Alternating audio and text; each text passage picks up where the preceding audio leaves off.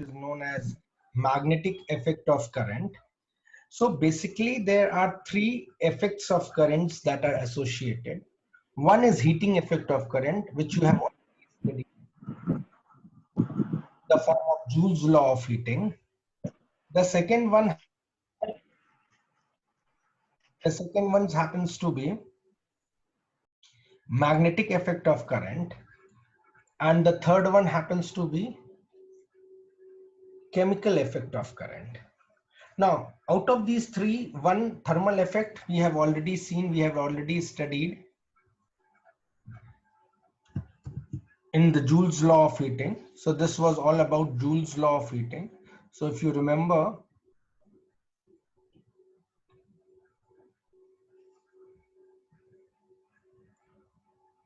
H is equals to I square R into T, and this was all about Joule's law of heating or thermal effect of current. Chemical effect of current is studied in chemistry basically by the name of Faraday's laws of electrolysis. Probably you might have studied in your chemistry classes Faraday's laws of electrolysis, and this will not be taken in class 11th or 12th from the physics point of view, so that will be there from your chemistry. So over there you must have studied. So this is already out from us. Thermal effect we have already studied. So we are left with the third one, that is called as magnetic effect of current, which was discovered by Oersted as way back in 1880s, if I'm not mistaken. So it was discovered as, no, 1820s, yeah. So it was discovered in 1820s by Christian Oersted, who noticed that whenever a magnetic compass is brought near any current carrying conductor, then the magnetic compass started getting deflected. Now, by that time of 19th century, we were very well aware of the fact that every magnetic compass can get deflected only in the presence of some sort of a magnetic field. So, or whenever a magnet is brought near a magnetic compass, then only it shows some deflection. So Oersted immediately concluded that there must be some sort of magnetic effect associated with the current that flows through that wire. So from there onwards, he discovered this particular phenomena, or he discovered this particular law, and this law came into existence. But beyond this particular law, he never went to anything further ahead.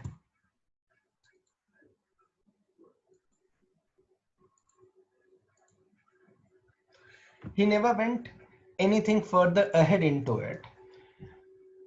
It was only later afterwards two more physicists, one by the name of Biot, another by the name of Savarts, who went on to experimentally deduct how the magnetic field is dependent upon the current that flows through a conductor. And they came on to a conclusion which came to be known as Biot-Savart's law, which states that the magnitude of the magnetic field at any point. Now you need to understand, Biot-Savart's law gives only the magnitude of the magnetic field and nothing more than that. It is applicable for defining the magnitude of the magnetic field.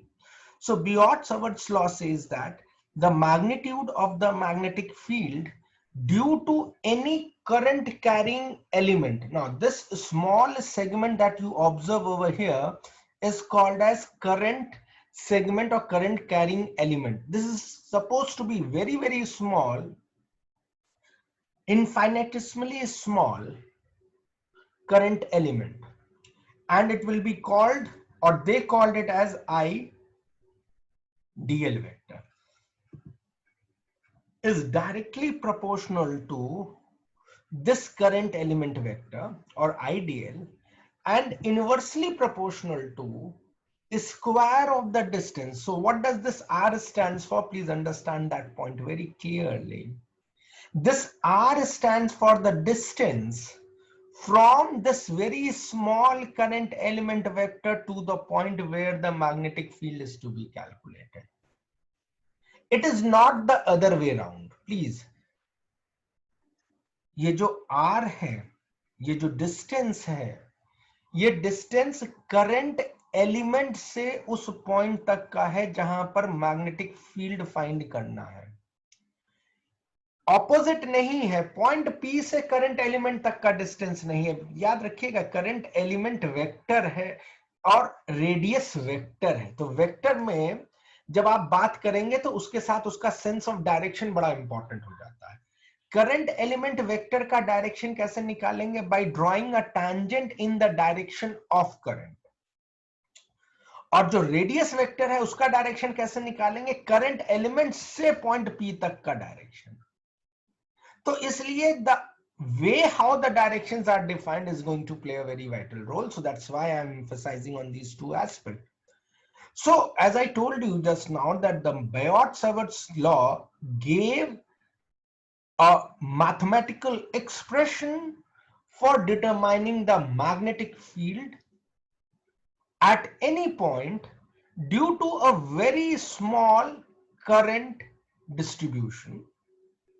And according to this law, he stated that the magnitude of current element vector is the magnitude of magnetic field due to any small current carrying conductor is directly proportional to the current element and inversely proportional to the square of the distance between the current element to the point P, and is also proportional to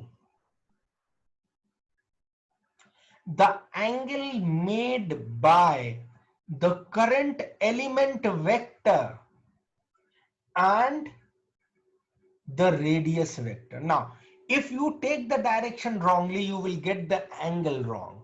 So please take care.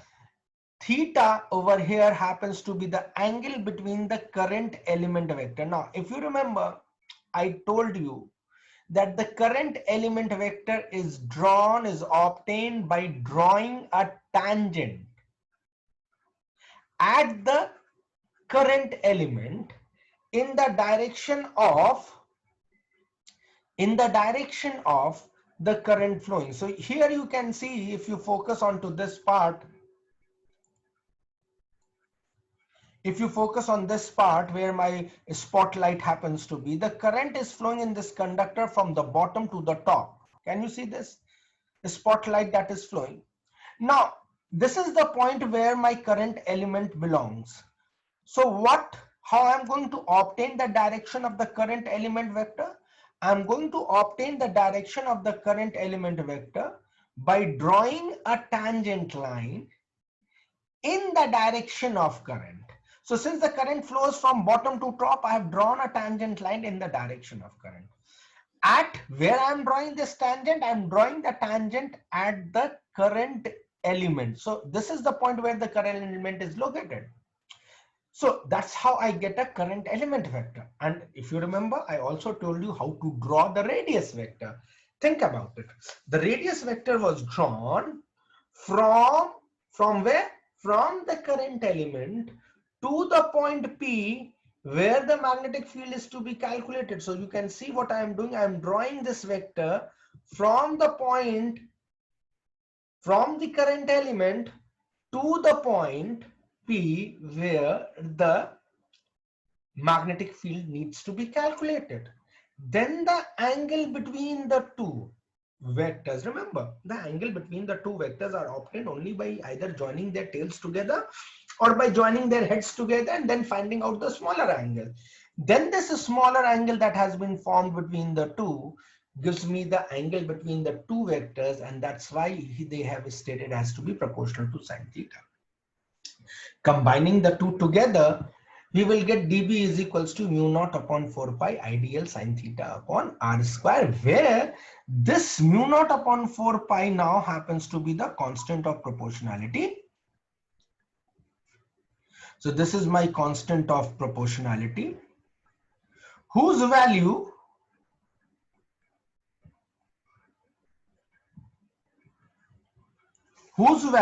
mu naught upon 4 pi value happens to be 10 to the power of minus 7 in SI system of unit. You need to understand the SI unit of dB happens to be Tesla. So this has got a unit of Tesla. I is ampere, DL is meter, angle is without unit, and here happens to be meter square. So meter upon meter square will give me meter. So the unit for dB will be Tesla meter per ampere. Take care about the unit that I have already stated with you. Mu naught is equal to 4 pi into 10 to the power of minus 7. Since I told you mu naught upon 4 pi was 10 to the power of minus 7. Therefore, mu naught eventually will be 4 pi into 10 to the power of minus 7. And its SI unit, as I told you, Tesla meter per ampere. That will follow up. Now, mu naught is a constant, and this constant is called as permeability of free space. If you remember, in electrostatic you have seen epsilon naught. Epsilon naught was permittivity constant, or simply absolute permittivity of free space. Similarly, mu naught here is going to be called as permeability of free space. For any other medium, it will be referred as mu. As for any other medium, permittivity was referred as epsilon. For any other medium, permeability is going to be referred as simply mu. So mu stands for permeability of any medium. Please take care about this.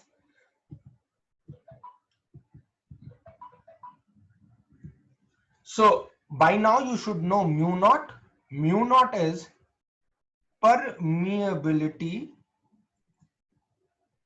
of free space or vacuum, though they are different, but often we take them as alike. Mu is called as permeability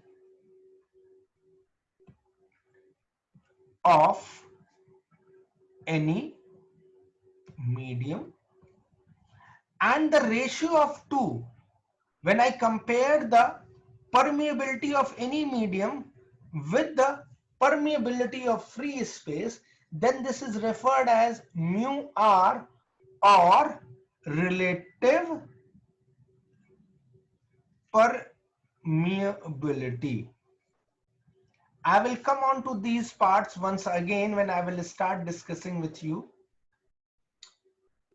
magnetic properties of substances. But for presently, you should know what is mu naught, what is mu, and what is the ratio of the two called as. So mu r is going to be called as relative permeability.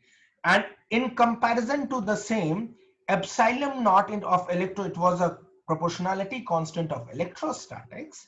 Epsilon naught was called as permittivity of free space.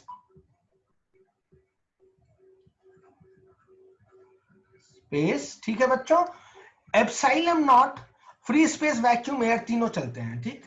Epsilon naught is called as permittivity of any medium, and the ratio of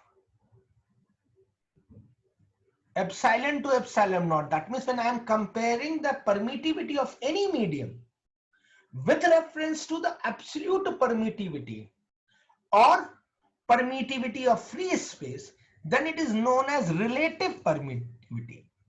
This is known as relative permittivity. And this relative permittivity is also known as dielectric constant. This we have studied in our chapter number 1. Now, there is a very important relationship between epsilon naught and mu naught, and this relation happens to be called as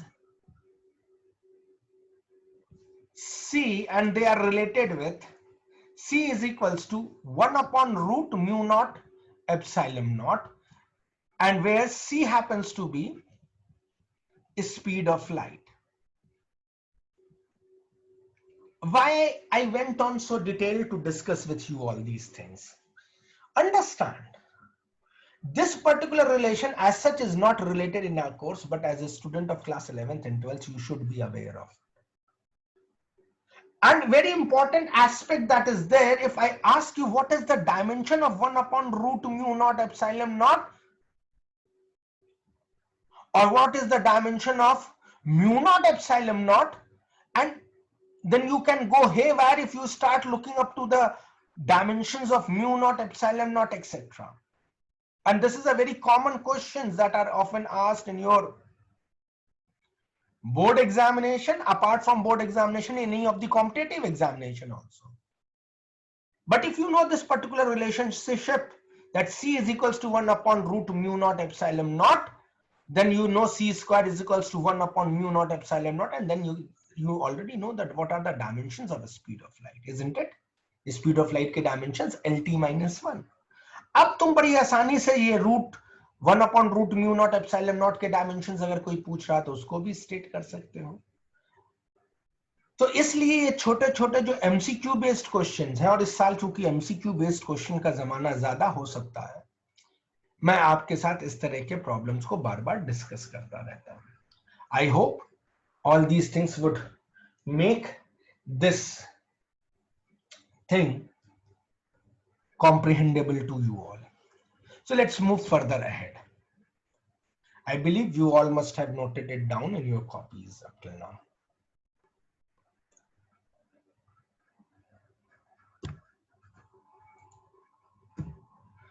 So that was about mu naught, epsilon naught, and their relationship.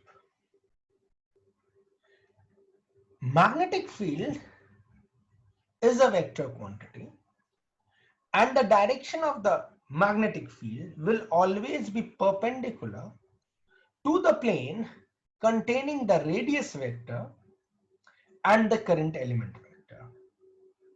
If you are referring to this particular diagram, then you need to understand that the radius vector and the current element vector happens to lie in the plane of the screen. बच्चों ये जो आपके सामने plane है, this is the plane of the screen जिसपे मैंने ये arrow draw किया है, this is known as the plane, this I am going to call as the plane of the screen. क्योंकि अब समय आप सब लोग एक मोबाइल स्क्रीन या लैपटॉप की स्क्रीन या डेस्कटॉप की स्क्रीन पे देख रहे हैं। तो ये जो प्लेन है जिसमें मैंने सारी चीजें लिख रखी, that is called as plane of the screen. अब मैक्सवेल्स बियॉट-सावर्ट्स ने क्या कहा, क्योंकि मैग्नेटिक फील्ड एक वेक्टर क्वांटिटी है, और जो एक्सप्रेशन अभी आपने नोट किया है, ये वाला एक्सप्रेशन बियॉट-सावर्ट्स लॉ का, ये एक्सप्रेशन सिर्फ और सिर्फ उसके मैग्नीट्यूड की बात करता है, जो मैंने स्टार्टिंग में भी आपसे स्टेट किया था। ये सिर्फ और सिर्फ उसके मैग्नीट्यूड की ही बात करता है। तो इसका डायरेक्शन कैसे डिफाइन करें, किसका, मैग्नेटिक फील्ड का डायरेक्शन कैसे डिफाइन करें? तो बियॉट-सावर्ट्स ने कहा मैग्नेटिक फील्ड का जो डायरेक्शन होगा वो हमेशा परपेंडिकुलर होगा उस प्लेन के जिस प्लेन में हमारा रेडियस वेक्टर और करंट एलिमेंट वेक्टर लाई करता है। मैं फिर से रिपीट कर रहा हूं, मैग्नेटिक फील्ड का डायरेक्शन परपेंडिकुलर होगा उस प्लेन के जिस प्लेन में हमारा रेडियस वेक्टर और करंट एलिमेंट वेक्टर लाई करता है, और उसकी डायरेक्शन को फाइंड करने के लिए मुझे मैक्सवेल्स का राइट हैंड पाम रूल इस्तेमाल में लाना पड़ेगा। तो please remember, how do you find out the direction of the magnetic field using Biot Savart's law? The direction of the magnetic field will be found by the help of Maxwell's right hand palm rule. Now, as I have just now told you, that you are watching in the screen, and this screen has got a plane. Now in any plane, अब तो मैं थोड़ा सा मैं class 11th का वापस लेके चलता हूं, क्लास 11th में वेक्टर्स में, और अगर तुम्हें याद हो क्लास 11th का वेक्टर का, तो मैंने वहां पे आपको कार्टेशियन कोऑर्डिनेट सिस्टम समझाया था। मैं फिर से एक बार उस सिस्टम को रीआइट्रेट कर देता हूं। ये जो प्लेन है, मैं किस प्लेन की बात कर रहा हूं? मैं प्लेन ऑफ स्क्रीन की बात कर रहा हूं। तो इस प्लेन में अगर मैं दो लाइन ड्रॉ कर देता हूं, जैसा कि आपने देखा, एक लाइन मैंने सीधी लाइन, स्टैंडिंग लाइन ड्रॉ करी है, और एक लाइन मैंने स्लीपिंग लाइन ड्रॉ करी है। जो स्टैंडिंग लाइन है, इसको हम लोग मैथ्स की भाषा में वाई एक्सिस या फिजिक्स की भाषा में वाई एक्सिस कहते थे, और जो स्लीपिंग लाइन है, इसको फिजिक्स की भाषा या मैथ्स की भाषा में हम लोग एक्स एक्सिस कहते हैं। और इस वजह से जो प्लेन ऑफ द स्क्रीन है वो हो गया हमारा एक्स वाई प्लेन। और ये बात बड़ी इंपॉर्टेंट अब तक आपको समझ में आ जाना चाहिए कि एक्स एक्सिस और वाई एक्सिस किसी प्लेन में ड्रॉन एक्सिस हैं, रेक्टेंगुलर एक्सिस, 90 डिग्री के एंगल पे ड्रॉन एक्सिस है।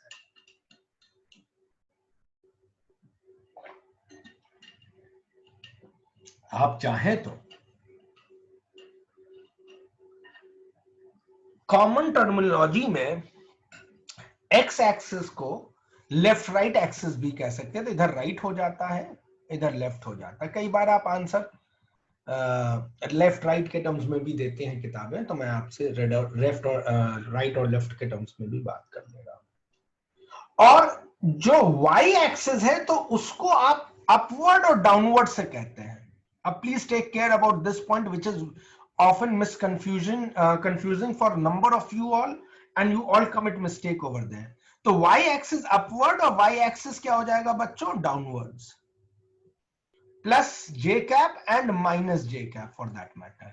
मैं अगर यहां से नीचे खींच देता हूं तो ये डाउनवर्ड्स हो गया, अगर मैं इसको इधर से इस साइड ले जाता हूं तो ये लेफ्टवर्ड्स हो गया। अब मैग्नेटिक फील्ड की जब मैं बात कर रहा हूं, तो उसने कहा इस प्लेन के परपेंडिकुलर, तो प्लेन के परपेंडिकुलर हमारे पास दो डायरेक्शन है बच्चों। पहला डायरेक्शन डॉट एंड सर्कल से रिप्रेजेंट करता हूं, उसका मतलब होता outwards from the plane, and please it is called as outwards and not upwards, it is outwards from the plane.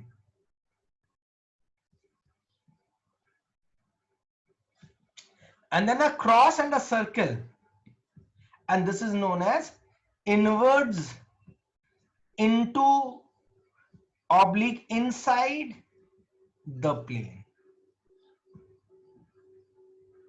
So whenever we are talking about the magnetic field, I need to know all the three sense of direction, that is left, right, up, down, out and inside.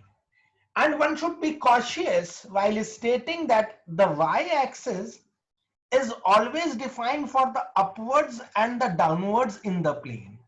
It is the z-axis which is used to define for defining the outwards and inwards into the plane, or outwards from the plane.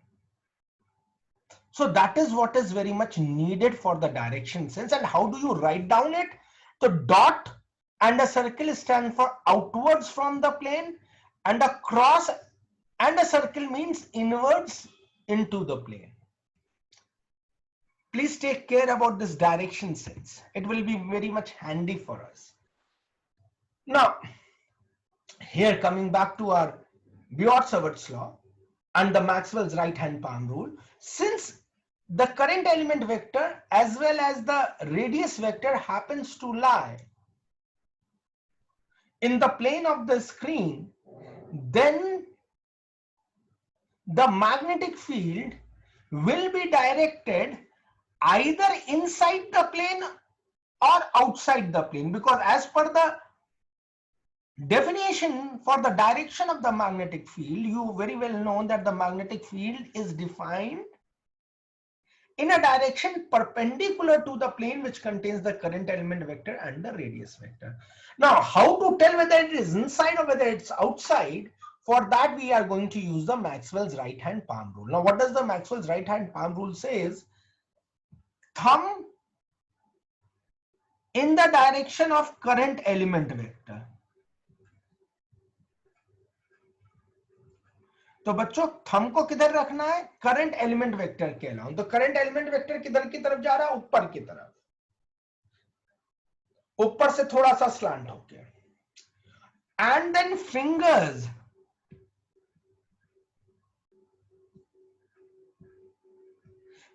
बच्चों किधर रखनी? Towards the point where the magnetic field needs to be calculated. तो fingers towards the radius vector, towards the radius vector. मैं radius vector ही लिख रहा हूं उसको. ठीक है बच्चों. तो fingers towards the radius vector. तो अब थंब मैंने ऊपर की तरफ कर दिया, फिंगर्स मैंने टुवर्ड्स राइट कर दी. Then the direction of the magnetic field will be given by an arrow emerging from the palm. तो palm से निकलने वाला arrow emerging from the palm gives the direction for dB vector, direction for dB vector. तो बच्चों हुआ क्या कि thumb को मैंने करंट एलिमेंट के ऊपर लाइन किया, that is upwards slightly tilted. Fingers को मैंने पॉइंट कर दिया towards the radius vector, that is towards my right या your right. And then arrow से निकलने, देन पाम से निकलने वाला arrow where will it go? It will go inside the screen. So the palm से निकलता हुआ जो एरो है वो किधर की तरफ जा रहा है? इनसाइड द स्क्रीन जा रहा है. इसलिए मैग्नेटिक फील्ड का डायरेक्शन मैं क्रॉस से इंडिकेट करूंगा डीबी का वेक्टर का डायरेक्शन.